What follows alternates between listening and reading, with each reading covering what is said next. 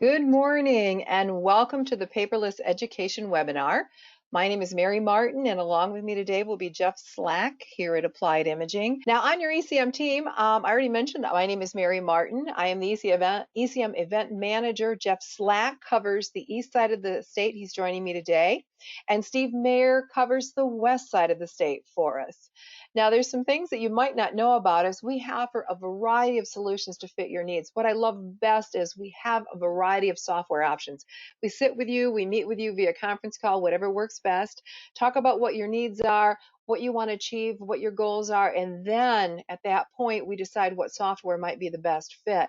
We can do everything from AP automation to HR, look at your workflows and collaboration, electronic forms, and I'm going to talk a little bit more about that RPA that you see listed there, and of course, contract management. Here's the other fun thing. We've got your back, but I bet there's things on this list that you didn't know about Applied Imaging. First of all, did you know that we have a Shred Hub, a division that can come in and take care of those paper documents when it's end of life for those? We can put a bin in your office, or if you're working from home, a secure bag can be dropped off and picked up for you. We offer back file conversion services. So if paper is winning the war in your office and you've got lots of files, we have a team that'll do that for you.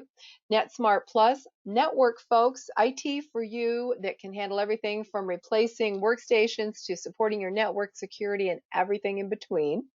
PrintSmart, managed print services for that fleet of small printers that you might have there. Document scanners to get that information in. Today, document management we're going to be talking about. But the one I'm suspecting that you may not know much about is the temperature measurement kiosk. And we're going to talk a little bit about that today as it relates to education. And here's our agenda for the day. We're going to talk about electronic content management, what it is, an introduction, how to streamline your educational organization with ECM. We're going to look at an automated COVID screening form for you to use, backfile conversion, and we're going to spend more time with those personal check-in temperature kiosks I mentioned, the CARES Act and how it applies to you, and of course, questions at the end as we get to the back side. First of all, let's take a look at this first quarter of 2020. This came from Forbes, and they said simply digitizing the traditional processes does not work. We need to use technologies to do the things that are different and in a better way, and that's what it's all about. The key, and I heard Microsoft say this, what we've done and had to do in 2 months with COVID has usually been done in about 2 years. So you've really had to ramp up what you're doing, how you do things. Probably sometimes you feel like you're putting a finger in the dike to put out and take care of the problem at hand. But the key here, and this is from Chris Ryan that we've worked with, if you automate a bad process, bad things just happen faster. So let's take a look at automating it in a good way so you get the results that you want. But first of all, what's in a name? You heard me use in the beginning in the agenda, ECM, Enterprise Content Management. Basically, it's the same thing as document management, records management, knowledge management, ERP. They're all the same names, much like a car is a vehicle, an auto. Same scenario here. It just basically refers to those records, whether they're electronic, hard copy, whatever they are. How are you taking care of them? How are you retrieving? How are you keeping them secure? So here's the benefits for ECM software when you're looking at education. The fun part is it works throughout the entire organization. Whatever you see me do and talk about today, think about it in relationship to accounts payable, HR, contracts, those public facing forms out there that you need parents and other people to submit information on for you, student records. So a lot of what you're going to see me do and show today will be the same for every department. What changes is maybe the name of the file cabinet, the security, the users, and the type of information going in. Let's talk about some specific benefits. You keep documents and information centrally stored. They're all in one place. They're not scattered across the office somewhere in different buildings, different organizations, on people's desk. And they're secure, and you're going to streamline administration and improve your collaboration. Now, this applies to in the office or whether you're working remotely. You can also integrate documents with your student information system or any other business software that you've got out there.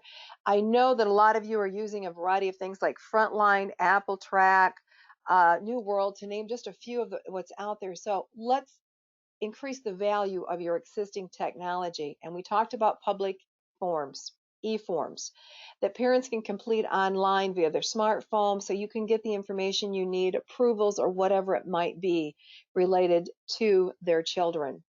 So let's talk about how you securely access that data. Basically, what we do is we use a web client. You can have access from anywhere as long as you've got the password and the login to get in the front door. What you can do once you get in is determined by that login and password, whether you can just view it, share it, delete it, that's all there. But you only need a web browser. You don't need a virtual private network of any kind, and it works on mobile devices. Everything from workflow, participating in processes of moving documents around, all the way to completing tasks can be done on mobile devices nowadays.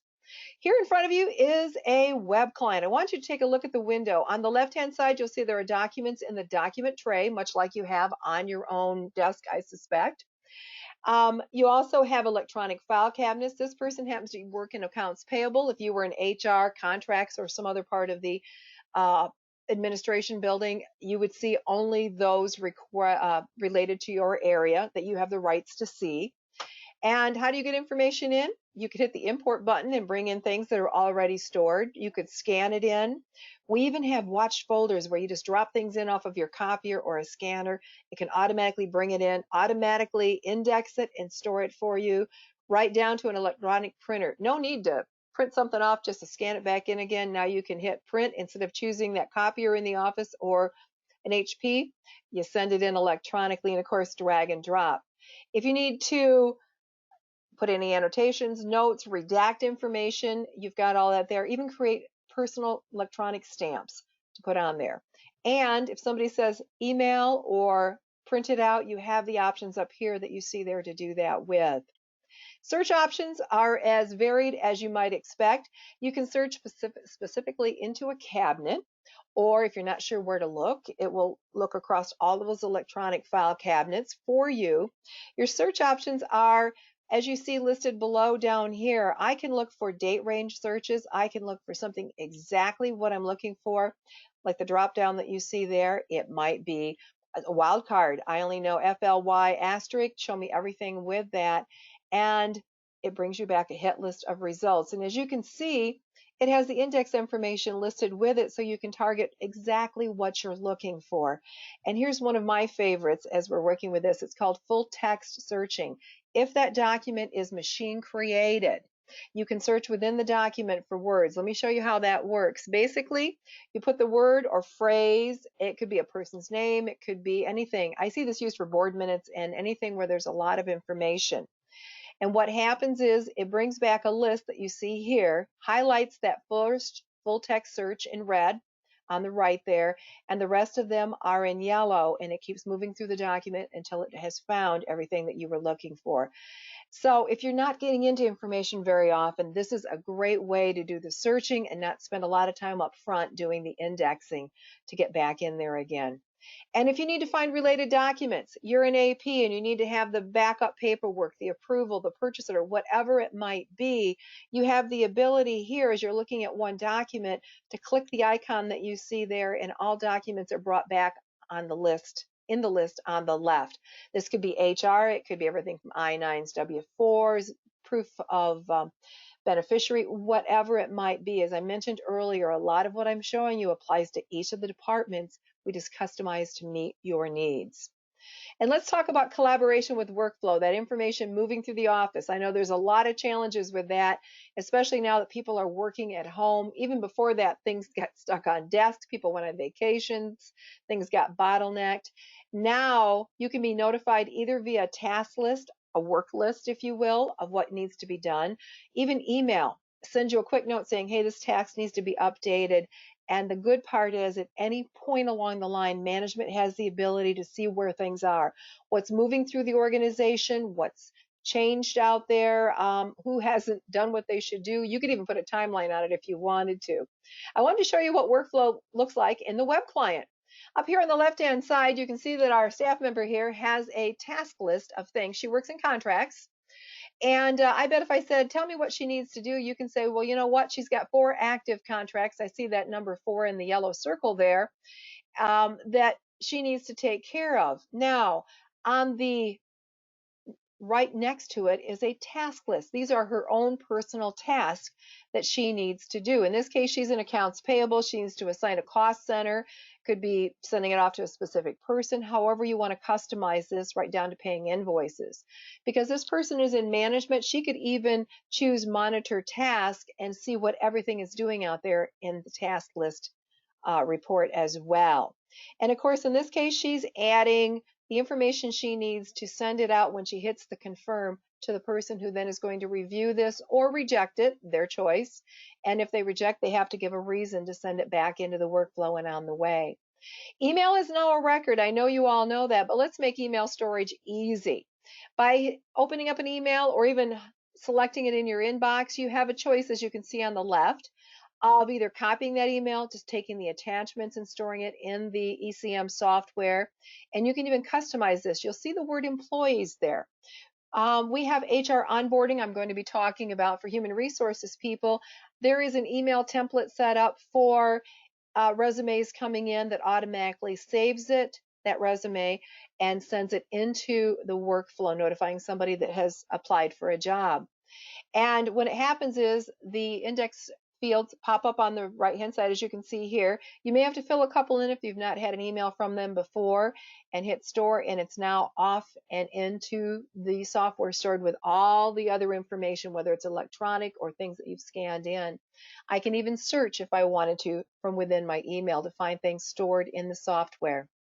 Let's talk about working with third-party software, because I know in my work with school districts, you all have a lot of different software in play out there. I'm going to talk about a couple of different ways that you can approach this. This is my favorite. What this does is it takes your software, it takes a picture of the screen. I call it screen scraping. And what it does is we point or draw a box around an area, like in this case where the name is. And when I hit that contact button that you see above, it goes out and pulls all the information stored in the software by that name. You'll notice there are 3 buttons here: invoice in, invoice out. You can have any number of buttons. You can have them doing any number of things. The key is that where you're taking the screenshot on that third-party software, the information has to be in the same spot every time. But this can be used in any number of third-party softwares out there to have you share information back and forth. Now, here's my absolute favorite. This is something new, relatively, in the world, but I'll tell you what, it is taking off by storm. It's one of the fastest growing areas right now. It's called robotic process automation, or RPA for short. It's basically the new digital version of a white collar worker. And I'm going to tell you how it's done. It's very interesting. Basically, robotic process automation, or RPA, utilizes automated business processes and intelligent robots to reduce human interference, or better yet, human interaction and chances of error. It uses artificial intelligence and machine learning. And what those RPA programs do is those robots take that high volume, the reoccurring operations that you do all the time, manually keying in of information from one software program to another. All of that. In fact, one example, somebody had to come in 365 days a year and run a program to pull a report and then upload it into the next program. 365 days a year. That's where RPA comes in. It can be automated. So it allows your third-party software applications, including your new ECM software, to communicate and work together. And ECM software doesn't necessarily have to be involved. We're working with school districts, helping them with their third-party software, just to have the other softwares work and talk together. There's a lot that can be done with this, so talk to us about that. Now that we've entered the new digital world here because of COVID and all of the things that have happened to us over the last several months, digital signatures are big. They've always been very important and they've always been out there, but now they're even more critical than before. They're legally binding and they meet current security requirements. We happen to work with Validated ID or DocuSign, but they can, by having a document signed, start it into the workflow. And you can put as much security as you might want or not want on it. You might say it has to be encrypted, it has to have a password. You have a lot of flexibility in how you set this up, and the person who you've asked to sign the document does not have to have your software to sign it. That's not required along the way. And forms. I can tell you, I've been doing this 23 years. And over the years, in the early years, it was store and retrieve. That was the hot button, if you will, along the way. Now it's workflow, collaboration, and forms. And this happens to be for HR onboarding. Somebody has already used AppleTrack. They've submitted a resume through there. We brought that into the system. They've been through the interviews. That can all be done in workflow and everything tracked and stored in the software. But finally, this person's been hired and they've been sent a link in an email to fill in this information that you see here. And you can make certain fields mandatory that they can't hit submit unless they fill them in, like Social Security. And they can even sign it, attach documents like Social Security card, driver's license, whatever you're requiring. And here's the fun part related to this. When they submit that form, it kicks back into the workflow, but it automatically fills out, it can, their W-4, their I-9, their emergency contact form. All of it automatically, including the signature that they signed on that particular form. There's a lot of flexibility. We're also seeing this in places like if you are distributing Chromebooks to all of your students. You can put a link on the website. They click in to that via their smartphone, their PC, workstation, whatever it might be, and the form pops up. They fill it in saying, yes, I got the Chromebook. There is so much you can do with forms. This is just a couple of examples. Think of any place where you're using paper forms, and that's where we can convert them to electronic and make them accessible to people within your organization and from the public outside. Now, with our new COVID screening form requirements, most of us, and I can tell you at our company we're doing this, I have to fill out a form every day saying that they have met the CDC questions, that they're positive, that they don't have anything that points to COVID along the way. Let's take a look at this COVID screening form. Now, this is exciting. We work with a software called DocuWare. We have another of other softwares, but basically a QR code has been created. What you would do is you would create signs at your entryways or wherever you want to post these. They would take their smartphone, they would hold it up to the QR code. So if they're a visitor, they would do it over the visitor one. And then up on their phone pops the visitor screening form that you see on the right.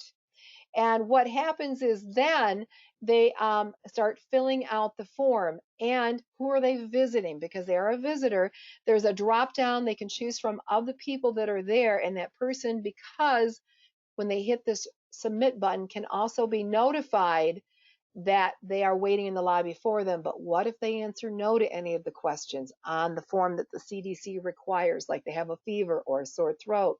It can automatically tell them that they're not allowed to enter and they must acknowledge it by checking the box. If everything was yes and they get a admittance granted and a checkbox and away they go. Now that email being sent can either be sent immediately upon them hitting that button or after the next step, because with the next step that form has gone into workflow and the person who is monitoring this knows now they need to do a temperature check. And what they can do is open up the form. You'll see looks like a rubber stamp there at the top. And this pops up when they click on that stamp and they take their temperature, record it, and it's now stored in the record with the rest of the information from the form. And the person then gets email notification, if you'd like it to go in that order, that they're waiting in the lobby for them. So let's talk about how this works if you want to see who's in the building. You can do a quick search. We talked about searching before. It shows you who's in the building, but you'll notice that that electronic rubber stamp is now an annotation. It sits on the surface of the document. It says who they're visiting, the date, the time, and what their temperature was when they were in there. All this is done by the search that you see there and the stamp there. Now let's talk about employee screening forms. Same thing, you saw the QR code for employees. A form pops up very similar on their phone, but the drop-down now has a name of employees. They choose their name, answer all the CDC questions. If they answered no, you can make this one fun. Let's have Will Ferrell come back and tell them you're out of there. They can't enter the building because they have not passed the screening form. But if the answers are yes, they get a check mark and they're in the building and they're ready to go. At any time, you have the ability to know what's going on by what's gone into the workflow and who's in the building, what employees are working, all of that sort of thing along the way. as you can see here with the rubber stamps that we're talking about there. Now it's time to check out. That visitor wants to leave the building. Again, they can walk up to the QR code with their phone, take a snapshot of that, and the visitor checkout form pops up. There's a drop down with their name on it that they can select, and it goes back into the workflow, automatically recording the fact that they have left the building. So at any time, you know what's going on out there. Employees could either do the same thing with the employee QR code as well, or they could maybe, if they have access to the software, do it manually and hit the checkout button that you see there on the very top right, and it will check them out of the system and out of the office. At any point, if you need to do contact tracing or anything, you can see who's in the building by doing a quick search like you see on the left, and it will give you all the information, including when they checked out, their temperature, the whole 9 yards. And at the very same time, you'll notice when you look at the form, we have both pieces of information on there, when they arrived and when they left. This is a wonderful way to make checking in and out of your building easy, have the forms responded to in a very quick and efficient way, especially if you're dealing with a lot of people, and less person-to-person contact is involved as you do that. Let's talk about backfile conversion, because I suspect there is a lot of paper out there that was already there in the first place, stored in buildings, storerooms, basements, other places. I was just talking with an organization last week who had a flood, believe it or not, and lost a lot of information. Now, the fun part of backfile conversion, here's a couple ways to take a look at it. You could do a complete conversion. I would start, if you do that, at day forward and inch out into the new things, and then go back into 2019, 18. You're going to probably need those more often. Anything on a retention schedule, if it's close to coming off, leave it there.